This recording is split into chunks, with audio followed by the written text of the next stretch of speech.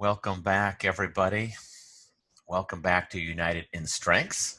My name is Ryan Niemiec, and I'm here with Ruth Pierce, and we're here with the VIA Institute on Character, here creating this space for everyone to take a moment from their busy day, and in some cases holidays, just to breathe, coming back to our present moment, to remember to realize and to use, explore our best qualities, our character strengths, and to have an opportunity to connect with one another, reminder of connecting with people in our own life, and to really try to prioritize that as we continue to move forward in our new world here. So for today, I was thinking of doing something a bit different than typical, a bit of a carryover from the retreat, actually. The retreat, by the way, many of you were there on Friday, and was, I think, a really great experience for me, and we got some good feedback on it. We had, at one point or another, we estimate about 500 people that were there for at least some of it. Some people could only stay an hour or 2 hours. And we estimated about 250 people stayed for the majority or the entire 4-hour period. So quite extraordinary and way beyond the numbers that we have projected. So that kind of tells us that there's a big need out there across the world for this kind of experience, a little bit more of a prolonged opportunity to really engage with our present moment. So as a carryover from Friday to Monday, whether you attended the retreat or not, we thought about taking this session in a relaxed way as well. Perhaps because it's a holiday in the United States and in Europe, that's another reason, a relaxed approach. We have our bias being here in the United States. But it's an opportunity to pause a little bit more. I was imagining doing this session with more pauses, more invitations to the bell. Whenever we hear the bell, we'll pause and feel 1 or 2 breaths and almost keep it retreat-like, even though it's only 20, 25 minutes or so for this part. So with that, let's invite the bell.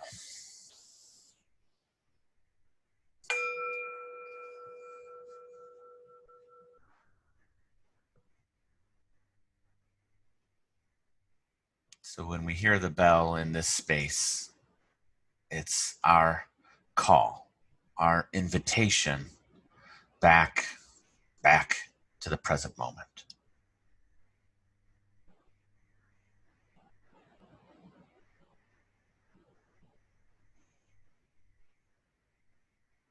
And when you feel your breath, you are literally in the present moment. It's one of the many wonderful things about the breath.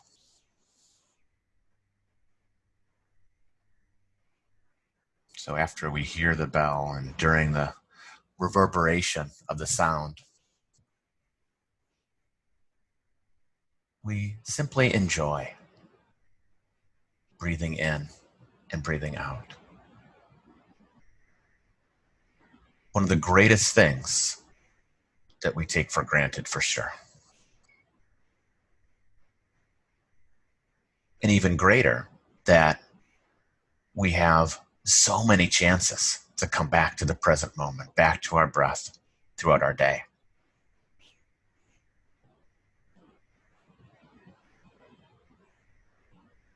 Thousands upon thousands upon thousands of chances. We can forget about our breath for hours at a time, days at a time. Even if we're meditation teachers or practitioners, then we remember and we come back. And we have that opportunity again to really be there with the inhale and the exhale and to enjoy it. And perhaps you can enjoy your breath right now.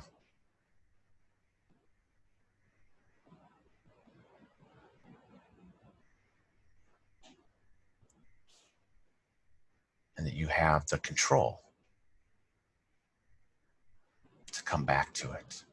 You have the control to breathe.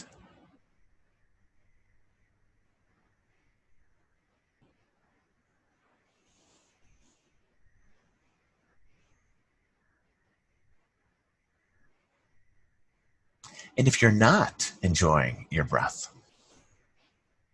which of course is possible in any of those thousands and thousands of chances we have every single day, then one suggestion is when you feel your breath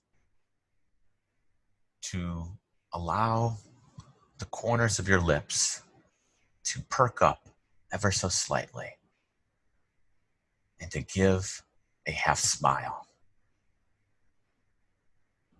as you breathe.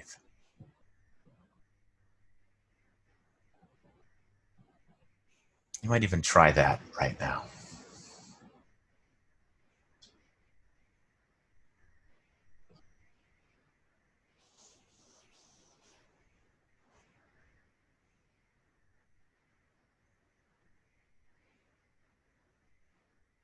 That little half smile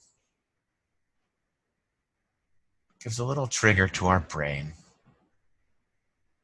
a little trigger of joy.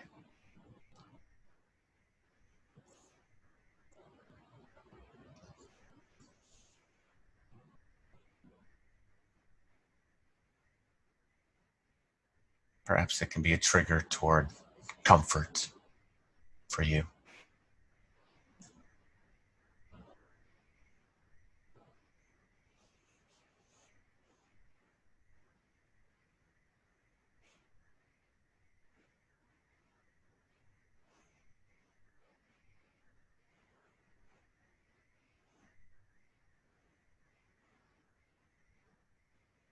Sometimes we're feeling irritated, feeling tired, feeling stressed. So we have the power to come back to the in-breath and out-breath. And then the power to bring in this smile.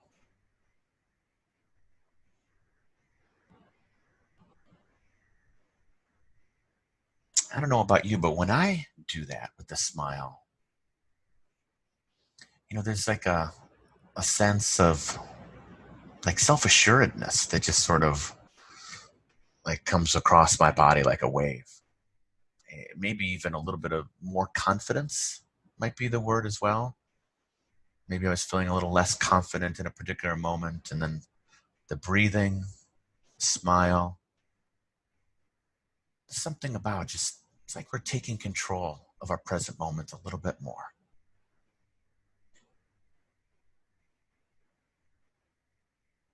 As if we're okay with this moment. It's a moment of stress. Sure, that happens. It's a moment of anger. It's a moment of joy. It's a moment of boredom. Whatever the moment is. But it's a way of saying it's okay. We're okay with this moment, however it is. Not that we're trying to keep stress here or that we're beckoning for more stress or more pain or suffering. But instead it's saying, I got this.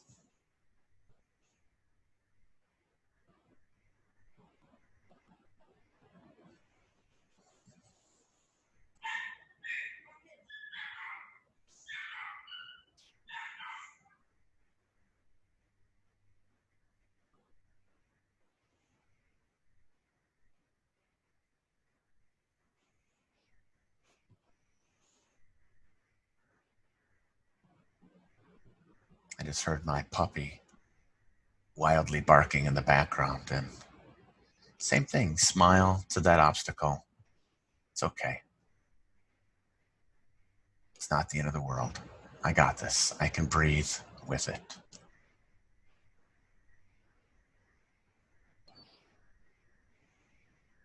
Rather than getting reactive and upset, how dare he bark? How dare a dog do what a dog does? Oh my goodness. And then you get frustrated, and then you get mad at the dog or mad at other things, and the anger leads to more anger.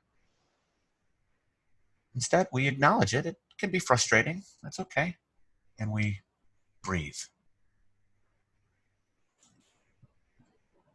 And we perhaps smile.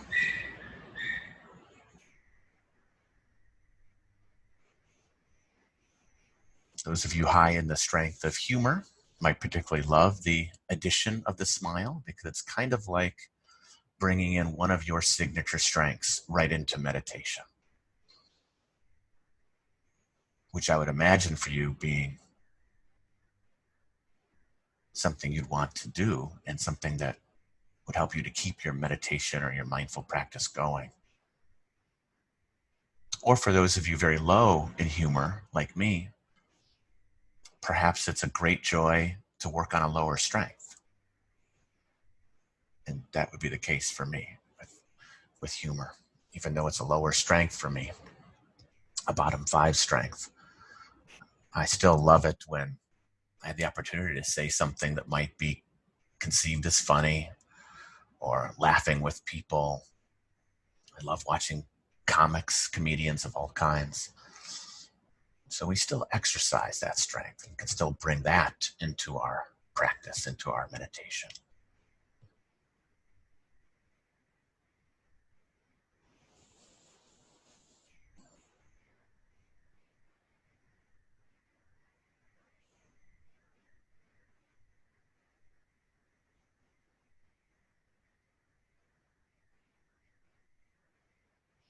So actually what I was planning on sharing with you more today was about mindfulness as the theme of today, so building off of Friday.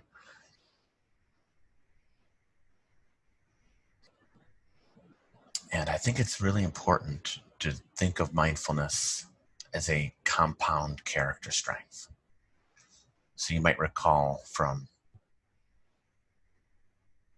2 weeks ago, I think it was, 2 weeks ago, we were talking about the character strength of gentleness being a compound strength, meaning that there's several character strengths that make up this thing, this construct, this creation called gentleness. And so, we can look at many popular constructs that way. Like grit is certainly a compound character strength, and respect, responsibility, tolerance, peace, patience. These are all wonderful qualities, and they comprise many character strengths. So in other words, you take these solitary strengths out of the 24 character strengths and you combine a recipe of those character strengths to make a compound strength. And so mindfulness is the same way. And it's not that we at VIA just sort of make up stuff and just say, oh, it's probably this and that. I mean, again, I told you that's what I did with gentleness. But with mindfulness, it's different. With mindfulness, we actually can see from the science what it is. And in the early 2000s, a number of mindfulness researchers got together and they wanted to try to unpack what is this thing called mindfulness. They're like, there's all these people writing about mindfulness. There's all these studies coming out. You can barely keep track of all the research that's coming out. What is this thing? Because this group is defining it this way, and this group is defining it this way. There's people that like the Jon Kabat-Zinn definition, people like the Thich Nhat Hanh definition, the Dalai Lama definition, a mystical definition, transcendental meditation. What is this thing called mindfulness? There's all these moving parts. And they were arguing, if we are going to advance this science of mindfulness and really figure it out, and we have to have some kind of operational definition that we can all agree upon, so we know what it is we're talking about. Because if there's a study on transcendental meditation, that might be very different than a general mindfulness practice or something else. So these researchers, a large group of distinguished researchers, got together and they scoured the research and they scoured the ancient wisdom on mindfulness, and they came up with a 2-part definition. This was published in a prestigious journal back in 2000. I was confused if it was 2002 or 2004. I think it was 2004. And I could send you the article. Just email me and I could send you the article.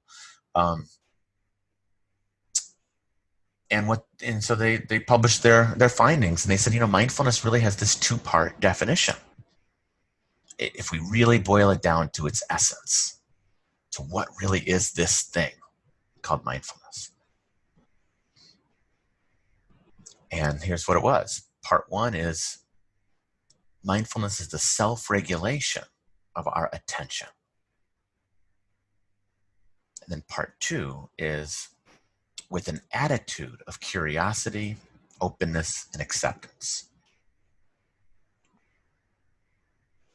And so those are their exact words, actually. It's not Ryan's definition to fit in two character strengths. It's their exact words. So it's a beautiful thing for the character strengths enthusiasts, because there's two character strengths right there at the essential core of mindfulness: self-regulation and curiosity. So what does that mean? So the self-regulation of your attention, that's what we can think of as the what of mindfulness. Because you're taking control of this thing called your attention. Again, we can't do it perfectly. Our attentions are very distracted, whether we have ADHD or not. Our attentions as humans' brains is very distracted, all of us. And so we think about lots of things at the same time. There's a lot of information coming at us. We're divvying up so many different things. But despite all of that, whenever we take control of our attention, that's the what of mindfulness. We're self-regulating it. And so it might be that you self-regulate your attention to your breath, to the in-breath and out-breath. Or it might be that you self-regulate your attention to your child's smile, and that's where your focal point is. Or it might be some people like to sit with like a candle flame. Or, as Ruth was just sharing earlier, maybe the sounds of insects and other creatures out there in the nighttime. Or maybe it's looking at one tree. So we're taking control of our attention to focus it in. And by the way, you can do that with the past or the future. So it's not just the present moment. It comes out of the present moment. But you can self-regulate your attention to the past and be mindful of this memory or be mindful of this future vision. So that's the first part, self-regulation of our attention. And self-regulation, as I think all of you know, is one of the least common character strengths around the world. Usually the least common around the world, across countries. And that's even done with different versions of the VIA survey. So whether you give people the version of the VIA survey that has lots of diet and exercise questions, which we used to have, and people would complain and say, well, that's why they were low because of that. It's not true, actually, because then we changed the questions, and with no diet and exercise questions, but other types of self-regulation, and it still comes in last around the world. Maybe not literally every single country, but on average around the world, it's last. So that's self-regulation. So important for all of us. So no one should feel sad that it's the last strength in their profile or that they're particularly low in it. You should be pretty pleasantly surprised if it's in your top 5, self-regulation. And you're probably a very disciplined person if that describes you. And I love doing a therapy or coaching with people who have that in their top 5, because they're so regulated and they're going to do all the homework and all the activity that you give them, all the activities, and they kind of adhere very closely to things. But we don't need to feel bad. It's in my bottom 5 as well. So then the other part of the definition is with an attitude of curiosity, openness, and acceptance. So that means that we take an interest in what's going on in the present moment, or with whatever we're putting our self-regulation on. We're open to it. We're open to the possibilities. and we're accepting of it. So acceptance was what I was trying to get at earlier. By we can accept things as they are in this particular moment. Not that we want to keep it that way, not that it'll always be that way, but we can accept it. That's how things are in this particular moment.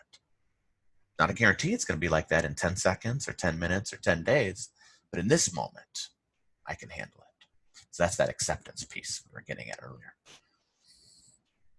And so there you see in this part of the definition, curiosity. One of the,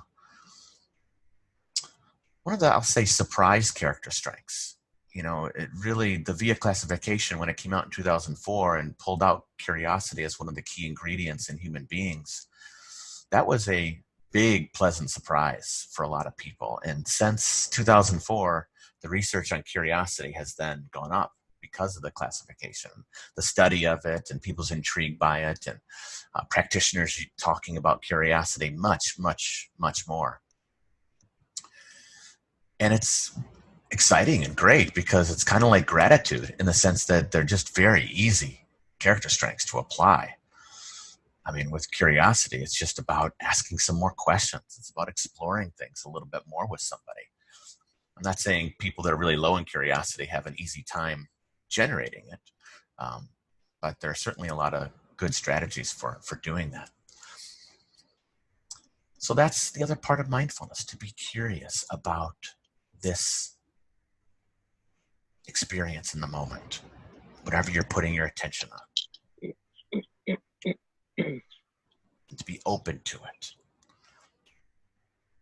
So when we see the smile on our loved one's face, we look at that with a sense of curiousness and interest.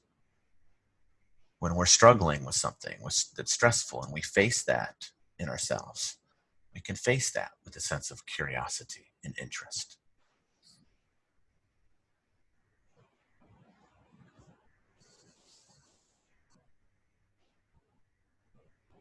So we can go forth with that two-part definition, with those two particular character strengths.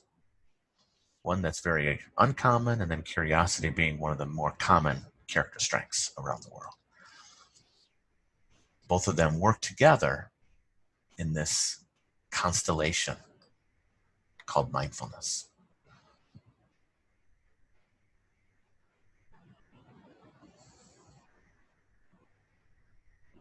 So perhaps we can just take a moment to hear the sound of the bell again and to just be for a moment. That's what we're really doing with mindfulness, isn't it? Is we're just practicing being.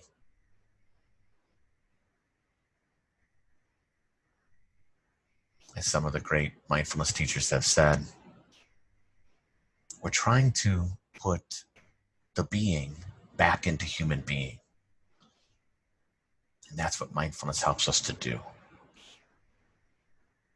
To just be. And of course, we're human doers and we're going to be doing, and that's okay. And we got to embrace that. And that's very useful a lot of times. But it should be balanced with some being for our well-being.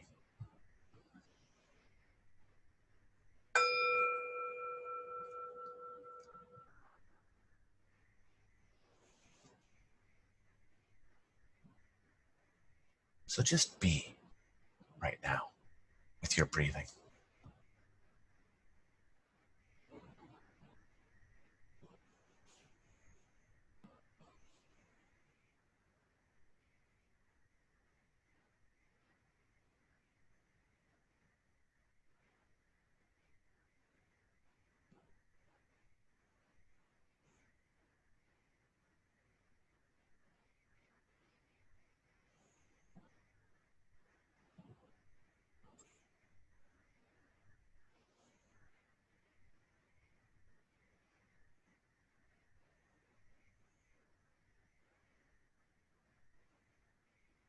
Your mind wanders off, you bring it back to your breath. Bring it back to just being. No demands. Nothing to concern yourself with in this particular moment. Just being. Just being present here.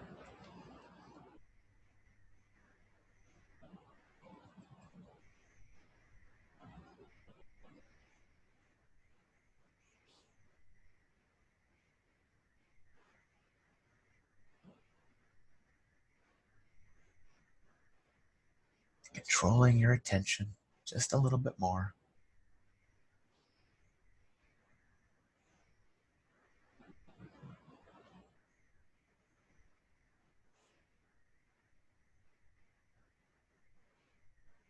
Being a bit more curious and open to your present moment.